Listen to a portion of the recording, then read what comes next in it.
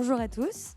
Donc oui, on va vous parler du coup émotion et expérience dans le cadre de la relation client dans le secteur tourisme.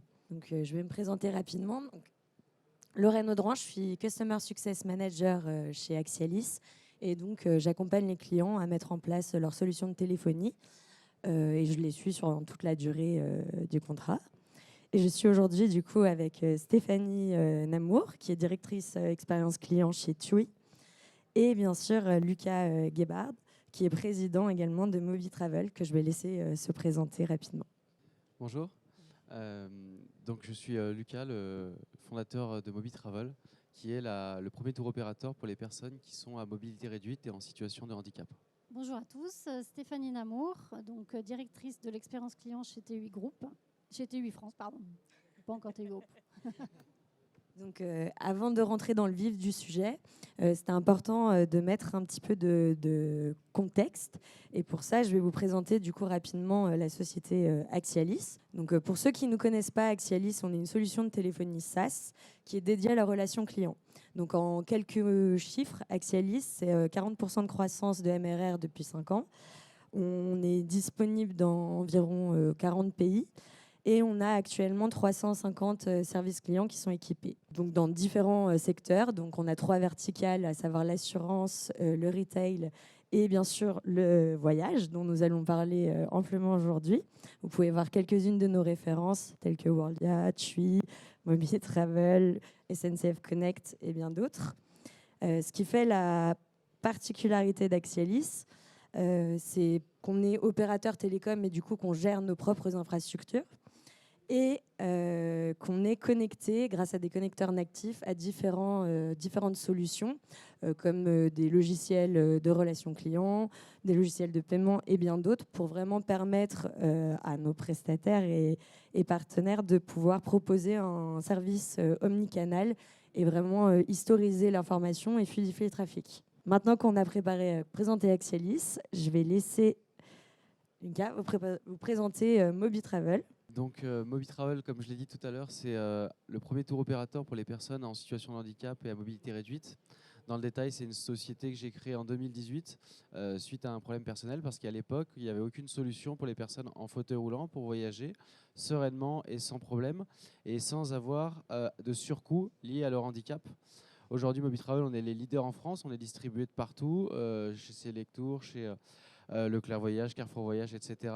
Et on est présent dans 70 pays. Et ce qui fait notre réussite aujourd'hui, c'est essentiellement le service client et notamment le fait qu'on est en mesure d'apporter tout ce qui est matériel médical et aide médicale, donc une infirmière, une auxiliaire de vie, pendant un séjour partout dans le monde pour un voyageur qui est à mobilité réduite avec sa famille. Merci Luc. Et je vais laisser. Alors TUI France, c'est un tour opérateur qui est leader sur le marché français, qui est une filiale française du groupe TUI, qui est donc un leader mondial aussi dans le secteur du tourisme.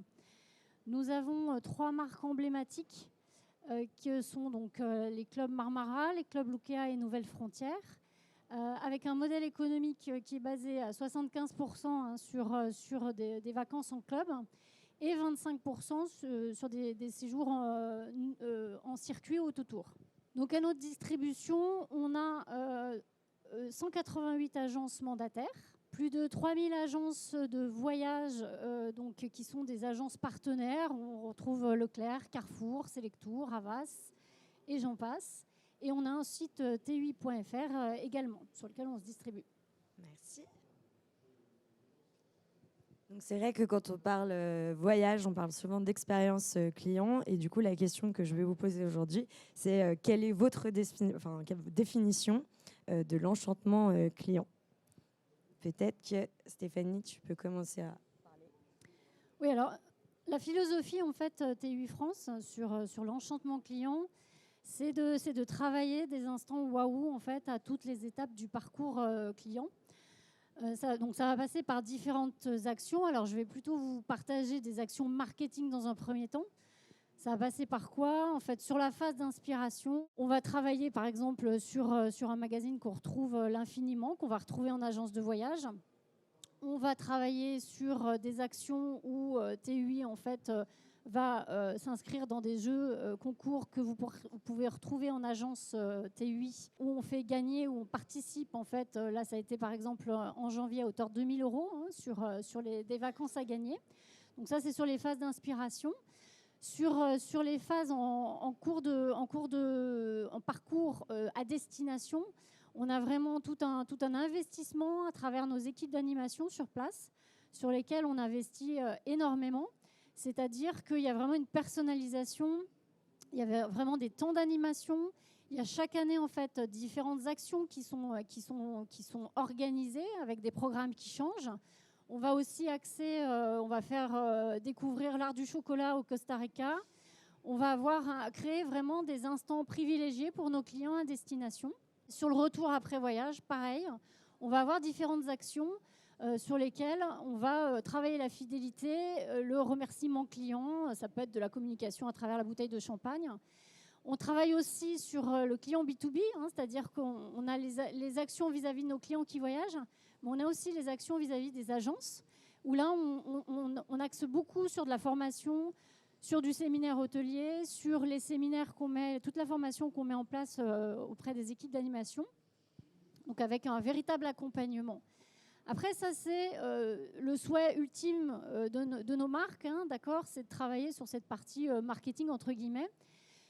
Ce qu'il faut aussi, ce qui est le plus important pour nous, c'est vraiment les retours clients. C'est-à-dire que quand l'enchantement est exprimé directement par le client, c'est beaucoup plus pertinent pour nous et beaucoup plus concret par rapport à ce qu'il a pu vivre en séjour. Donc, je vous ai mis quelques verbatim qui viennent directement des clients. Voilà, suite au passage en club, que ce soit Marmara ou Lukea. On a vraiment des temps forts que les clients ont vécu, sur lesquels ils nous partagent. C'est voir son enfant star d'un soir sur la période de vacances. Donc ça va passer par vraiment des instants privilégiés, une personnalisation de la relation client et qui émane vraiment des communications de nos clients en fait, une fois qu'ils sont passés sur nos destinations. Voilà. Merci. Peut-être que tu peux aussi nous rajouter quelques mots côté Moby Travel. Alors nous, l'enchantement client, c'est l'essence même de notre philosophie. On fait tout pour que nos voyageurs soient heureux, qu'ils reviennent avec le sourire. La particularité avec le handicap, c'est qu'on n'a vraiment pas le droit à l'erreur. N'importe quel problème est décuplé 10-15 fois lorsqu'il y en a un. Donc on fait tout pour que tout se passe bien en amont. C'est pour ça que chez nous, il n'y en a aucune réservation en instantané. Tout est vérifié avec un conseiller. Vous avez à chaque fois que vous réservez, votre conseiller qui est dédié et qui va vous accompagner du début à la fin de votre séjour. Pendant votre séjour, vous avez un système aussi où vous pouvez appeler 24/7 en cas d'urgence. Donc l'idée, c'est de prendre les urgences vraiment en amont et de faire en sorte qu'on puisse les traiter le plus rapidement possible. Et aujourd'hui, ça nous vaut des très bonnes notes justement sur les différents sites de notation. Et c'est ce qui fait que 80% de nos clients reviennent d'année en année parce qu'on a vraiment une différence importante par rapport aux autres concurrents du marché de ce côté-là.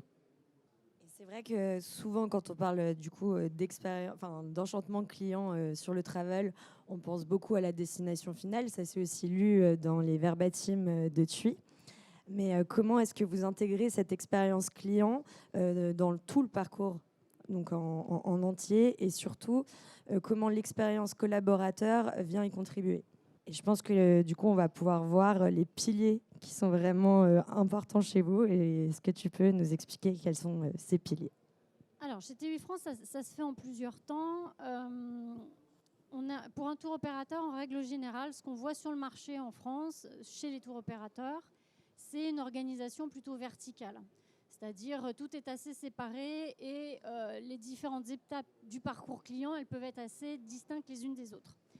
Le choix chez TUI France qu'on a fait, c'est justement de passer d'une organisation plutôt verticale à une organisation verticale et de couvrir l'ensemble du parcours. Je vous parlais notamment du retour client, de l'enchantement client quand il est à destination. Ça, c'est une chose sur laquelle on est très fiers aujourd'hui en fait, par rapport à nos retours clients. En revanche, en fait, l'objectif, c'est vraiment d'arriver à fluidifier toutes ces étapes du parcours. Le voyage, on le sait, c'est une charge mentale relativement importante avant voyage, d'accord ? C'est générateur de stress, même si effectivement, on sait qu'on part en vacances, c'est quand même un budget important, d'accord, pour un foyer, avant d'organiser ses vacances. Et donc, du coup, l'idée pour nous, c'est vraiment d'arriver à accompagner le client sur toutes ces étapes-là. Donc, ça passe par quoi? Ça passe effectivement chez nous par une réorganisation en interne de l'approche en fait de ces différentes étapes du parcours. On va aussi faire un travail sur ce qu'on appelle l'omnicanalité, mais l'idée, c'est d'arriver à mettre en place les différents outils pour justement couvrir ces différentes étapes. Et quand je dis les différents outils, c'est qu'un contact client, aujourd'hui, il peut être voix, il peut être mail, il peut être chat.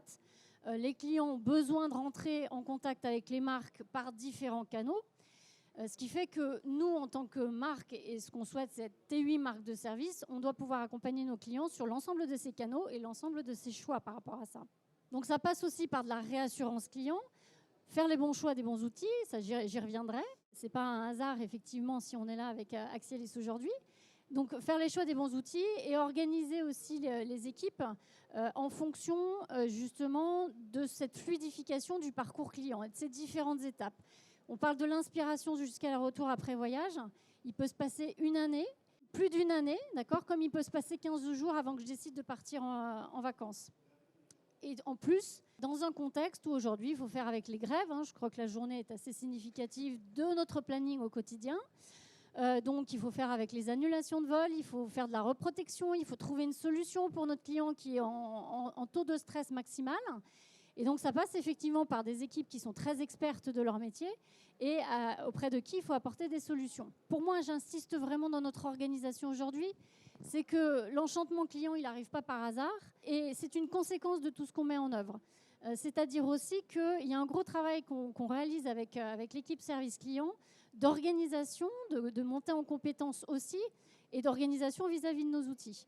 Et l'objectif, et c'est pour ça que le choix du partenaire, il ne se fait pas par hasard, l'objectif, c'est aussi de mettre les collaborateurs dans un bien-être au travail et de pouvoir les accompagner pour avoir les meilleurs outils pour pouvoir générer la meilleure relation client. Donc encore une fois, le client enchanté, c'est en bout de course, quand tout a été mis bout à bout et bien fait.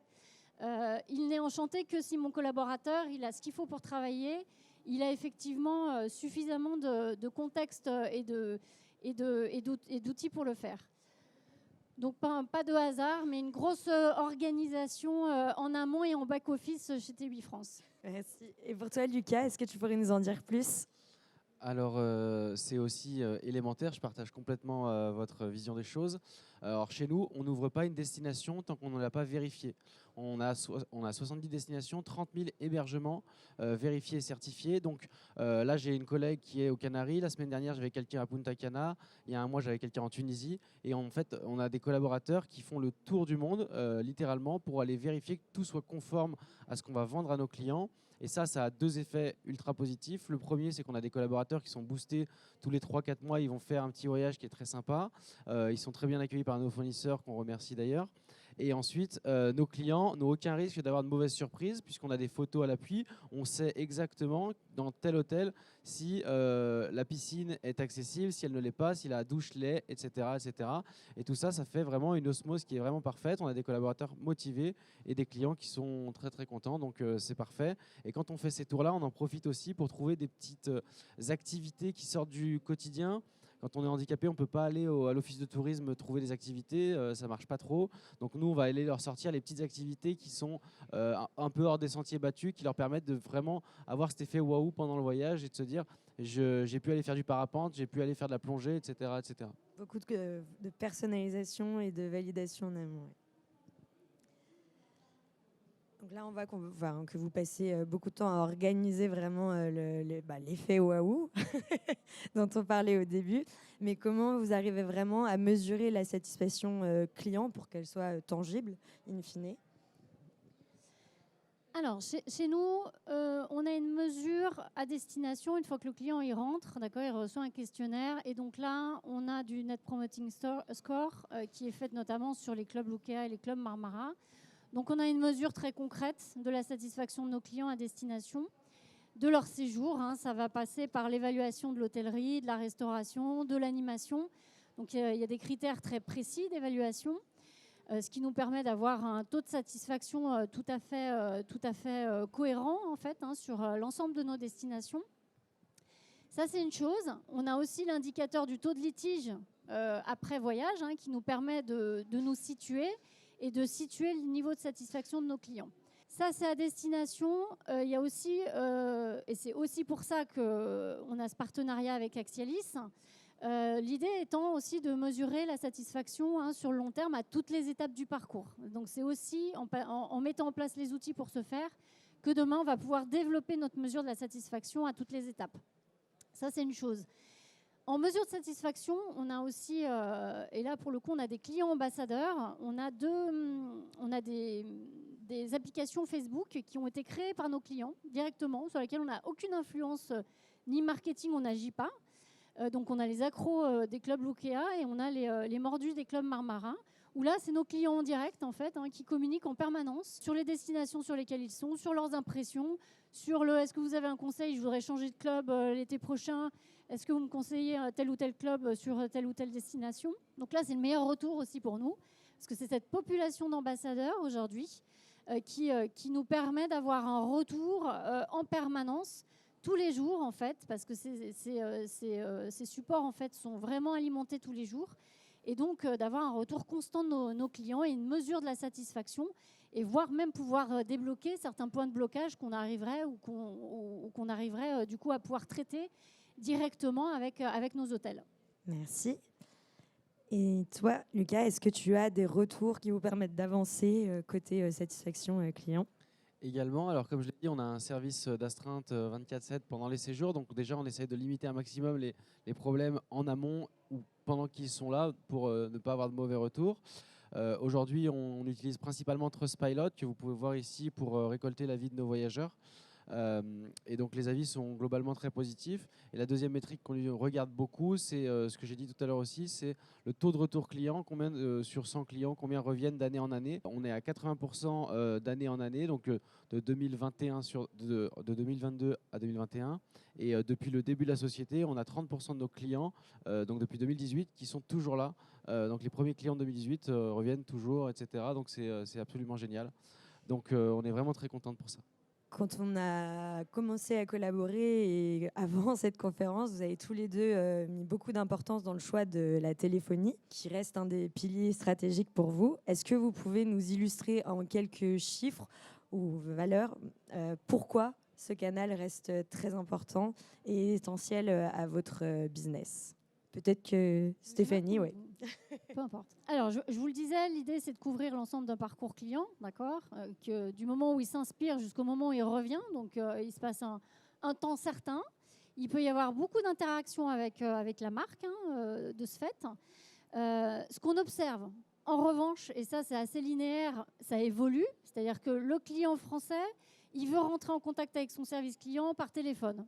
C'est indéniablement aujourd'hui, sur notre service client, 70% de notre activité, c'est de la téléphonie, c'est-à-dire du contact voix avec nos clients. Que d'ailleurs ce soit un client final, c'est-à-dire celui qui voyage, ou que ce soit le client agence, parce que du coup on a une grosse partie de nos activités aussi qui sont la relation professionnelle avec les agences de voyage. Donc ça c'est une évidence, ça évolue dans le temps, évidemment ça évolue, parce que les Français veulent rentrer en contact avec nous en ayant le choix des canaux, d'accord ? Mais 70% de notre activité reste de la téléphonie, du contact par téléphone. Donc, ça ne veut pas dire qu'on ne fait pas le reste, qu'on ne se penche pas sur les autres questions de la gestion de mail, chat, etc. Mais par contre, c'est vrai que c'est prépondérant dans le choix du partenaire, parce qu'on a besoin d'une solution fiable, qui est de la bande passante, qui nous suivent aussi dans nos évolutions. Je vous le disais, en fait, dans le choix, il y a le client. D'accord ? Quand on choisit une solution ou quand on choisit un mode opératoire d'entreprise, mais il y a aussi quelque chose de très très important, c'est le collaborateur. Donc on fait le choix de la solution parce qu'on va répondre à des besoins collaborateurs et on va répondre pour pouvoir mieux répondre à nos clients. Et c'est quand même dans ce sens qu'on fait le choix. C'est-à-dire que nous, chez TUI France, on a choisi Axialis vraiment pas par hasard.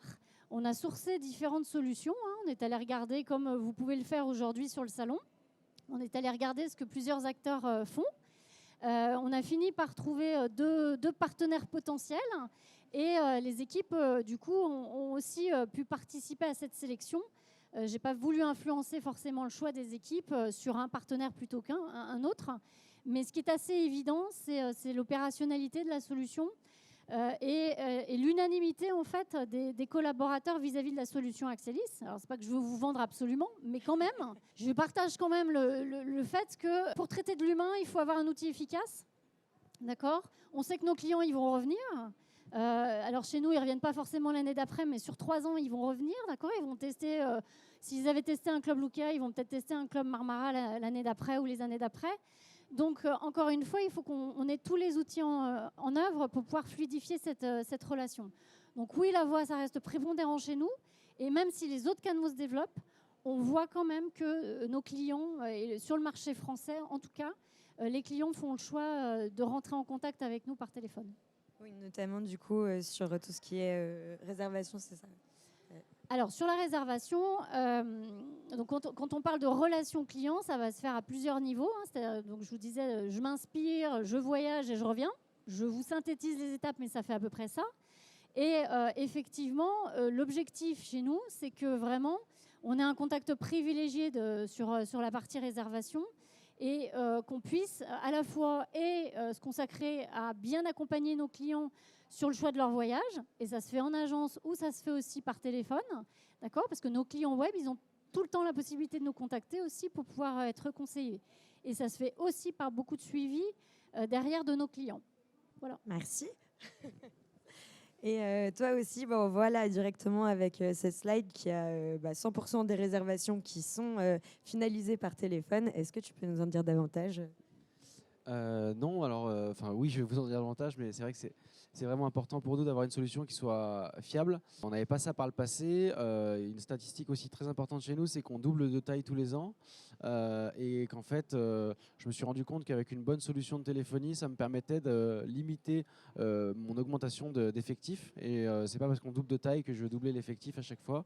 Et maintenant, on est via Axalis, grâce à Axalis, très très performant. Dès qu'on rate un appel, on a un rappel automatique. Ça, c'est une fonctionnalité que j'adore.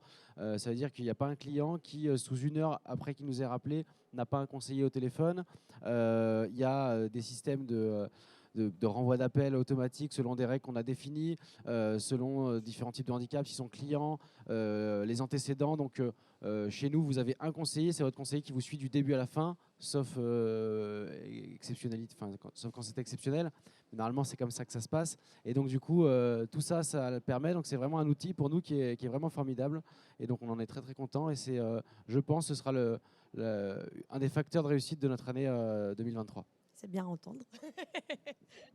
Ça fait plaisir, oui. On vous l'avait déjà un peu dit au cours de la dernière slide. Mais du coup, si vous deviez définir très simplement quels étaient vraiment le cahier des charges et qu'est-ce qui a fait la différence pour vous au moment de votre recherche d'outils de téléphonie, vous le synthétisiez. Ah, pardon. Comment on a fait il y a une chose très importante. Alors, souvent, on s'attache aux outils. Alors, encore une fois, la solution Axalis, on a fait le choix. Pourquoi ? Parce qu'elle est simple pour les collaborateurs, elle est simple d'utilisation, elle correspondait aux fonctionnalités qu'on recherchait. L'idée, c'est pas d'avoir des usines à gaz à comprendre pour des collaborateurs. Notre métier, c'est d'accompagner nos clients à voyager. C'est pas de comprendre comment l'outil fonctionne pendant des heures. Donc ça, pour nous, c'est prépondérant dans notre choix. Et c'est pour ça que ça ne correspond pas à tous les acteurs du marché, de toute façon. Et après, dans le choix de la solution, il y a aussi la capacité du partenaire à comprendre votre besoin. Donc, si vous recherchez des solutions, ou en tout cas, si j'étais à votre place, et c'est le choix qu'on a fait nous, c'est aussi d'abord pour moi une rencontre humaine avant de choisir une solution. C'est-à-dire qu'il y a des acteurs sur le marché qu'on a rencontrés. Pour autant, en fait, déjà dans le discours, on avait du mal à nous être sûr que notre cahier des charges, il était vraiment pertinent. Parce que, encore une fois, moi, je ne suis pas experte de la téléphonie, en fait. Ce n'est pas mon métier à la base. En revanche, je sais en tant que service client ce qu'il faut que j'arrive à mettre en œuvre pour correspondre à mes clients. Et donc, du coup, c'est de trouver un partenaire avec qui on arrive à correspondre pour se comprendre dans la définition du cahier des charges. Donc ça, c'était important, avant même que finalement la solution technique corresponde à notre besoin. Et c'est ça aussi qui a fait la différence, beaucoup dans le choix du partenaire. C'est non seulement l'outil, mais les êtres humains qu'il y a derrière ça et comment est-ce qu'effectivement on arrive à se comprendre dans ce qu'on va rechercher comme solution. Donc chez TUI France, en tout cas, ça a vraiment fait la différence. Et je pense que mes équipes sont assez en cohérence avec cette vision-là. Alors moi, le premier facteur que j'ai regardé, c'est bête, mais c'est est-ce que ça fonctionne? Parce que j'avais vraiment une solution qui ne fonctionnait pas. On avait vraiment des gros problèmes. Donc on a fait des essais, ça fonctionnait très bien et ça fonctionne toujours très bien. Donc c'était vraiment prépondérant. Ensuite, les équipes, on a réussi à tout mettre en place en moins de 2 mois. Donc c'était vraiment très bien, très utile. Et ils ont su s'adapter, etc. Donc grosso modo, c'est vraiment l'idéal pour une mise en place rapide, avec un service très fonctionnel et une prise en main aussi très simple. En une demi-heure, tout le monde est formé. Quand vous avez un nouveau collaborateur qui arrive, vous n'avez pas besoin de lui expliquer pendant longtemps comment ça fonctionne. C'est logique. Vraiment, vous recherchez de la simplicité finalement et de l'accompagnement. Exactement. Et en termes, par exemple, de statistiques pour les personnes qui pilotent les activités, parce qu'on peut être vite sur de la gestion assez massive d'activités, avec de la pluridisciplinarité d'activités. Et donc, pour les personnes qui supervisent, qui pilotent les activités, il faut aussi avoir accès à des dashboards, à des reportings faciles à comprendre. C'est pareil, si je dois passer des heures pour sortir des tableaux Excel et les retravailler pendant des heures, ce n'est pas non plus la solution qu'on peut rechercher. Et ça aussi, ça a été prépondérant dans le choix des solutions, et notamment de la solution Axalis. Merci à tous les deux. Et merci à tous. Donc, on a fini de vous présenter du coup l'expérience client Travel. Est-ce que vous avez des questions? N'hésitez pas. Oui. Oui, madame. Oui.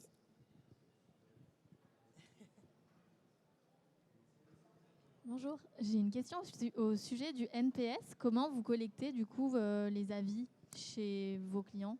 Alors, le client, une fois qu'il est rentré, 48 heures après, il reçoit un questionnaire, d'accord, sur son adresse mail, et c'est comme ça qu'il va pouvoir remplir le questionnaire qu'on va retraiter par ailleurs. Après son retour, juste après son retour. Autre question? Oui.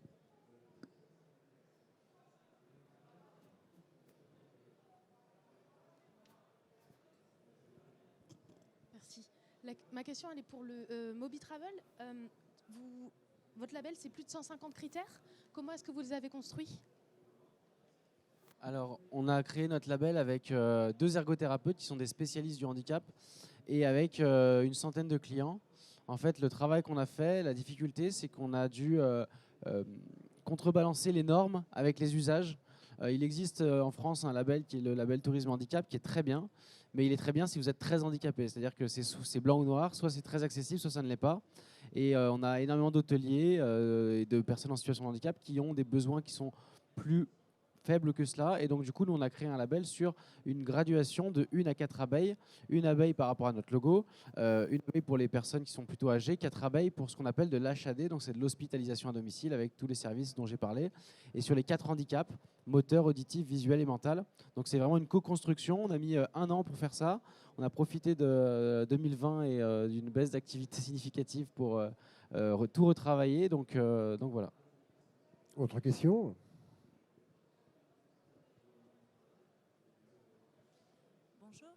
C'est par rapport à ce que vous disiez tout à l'heure au rappel automatique. C'est juste pour comprendre.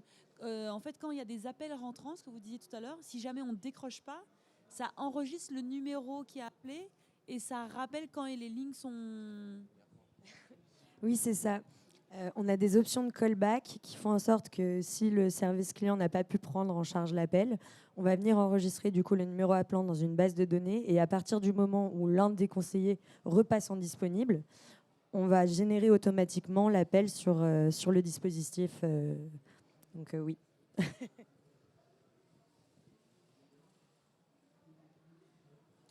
Bonjour.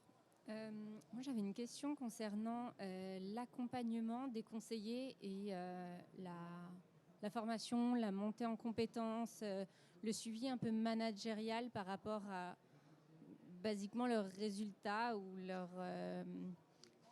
la qualité qu'ils délivrent. Comment est-ce que vous gérez ça chez vous? Je commence. Alors, la solution permet de traiter le client. C'est l'objectif, en tout cas chez nous, c'est pas de fliquer les personnes, parce que des fois, ça peut être associé à ça. C'est pour pouvoir traiter notre client avec de la bienveillance. Et ça veut dire que pour le collaborateur, ça doit être la même chose.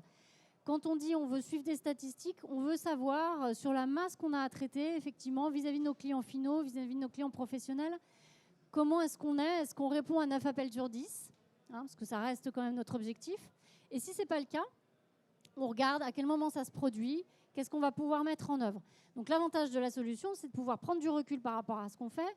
Mais encore une fois, il faut que ce soit simple et avec bienveillance. C'est pas de se dire, tu as un temps moyen de conversation avec les clients de 10 minutes, il va falloir réduire à 8. Parce que pour moi, tout ça, c'est une conséquence de ce que je fais bien et pas l'inverse. C'est pas un objectif de dire, je passe 12 minutes par client.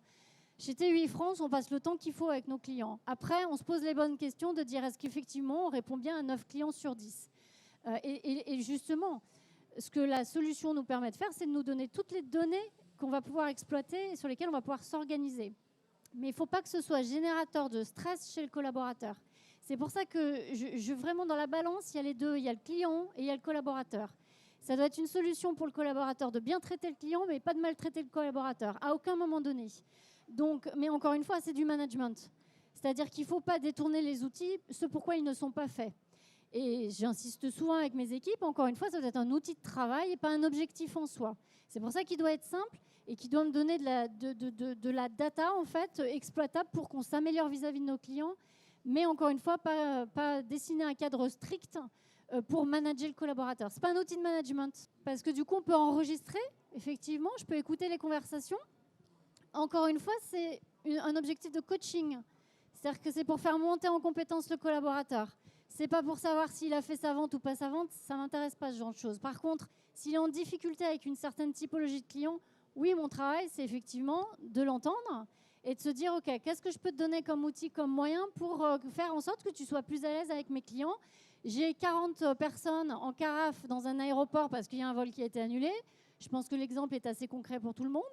Et ben, du coup, effectivement, j'ai besoin de personnes qui, quand elles décrochent au téléphone, elles soient suffisamment équipées pour pouvoir répondre à ce genre et de réclamations et d'émotions négatives. Voilà, je sais pas, Lucas, tu veux compléter? Non, c'est exactement ça. Et puis, nous, on utilise beaucoup une fonctionnalité aussi pour commencer, c'est le coaching. C'est-à-dire que vous pouvez, pendant qu'il y a un appel, vous pouvez écouter l'appel en direct et coacher, enfin chuchoter, etc. Donc là, on a tout de suite, on est très, très productif. Ça évite d'avoir quelqu'un dans son oreille juste derrière qui dit quoi faire. Avec un casque, c'est très, très bien. Donc ça, c'est une fonctionnalité de formation qui est pour nous élémentaire. En effet, il y a toute une interface de supervision du coup, qui permet aux superviseurs d'écouter les conversations qui sont souvent utilisées du coup, dans le cadre de formation et d'onboarding de nouveaux collaborateurs. Et derrière, vraiment pour pouvoir superviser l'activité et autres. Oui, bonjour. Vous avez, je crois que c'est Moby Travel, vous aviez fait part des retours que vous aviez sur Trustpilot. C'est l'interface Trustpilot qui vous fournit, qui vous met en évidence dans les verbatims des clients les commentaires positifs, ou c'est l'application qui va chercher dans Trustpilot? Et est-ce que vous avez d'autres sources de verbatim que vous analysez comme Qualtrics ou d'autres sources, Critizer ou des gens comme ça? Non, alors pour l'instant, on a notre propre formulaire et Trustpilot, donc c'est uniquement ça qu'on utilise. Après, Trustpilot a sa propre solution. Donc l'affichage, etc., tout ça on ne gère vraiment pas, c'est complètement indépendant et les clients, pour pouvoir mettre un avis, il faut qu'ils donnent leur numéro de réservation. Donc nous on a donné la nomenclature de réservation des numéros et comme ça s'il y a une sécurité, on sait que c'est des voyageurs qui ont vraiment réservé. Autre question?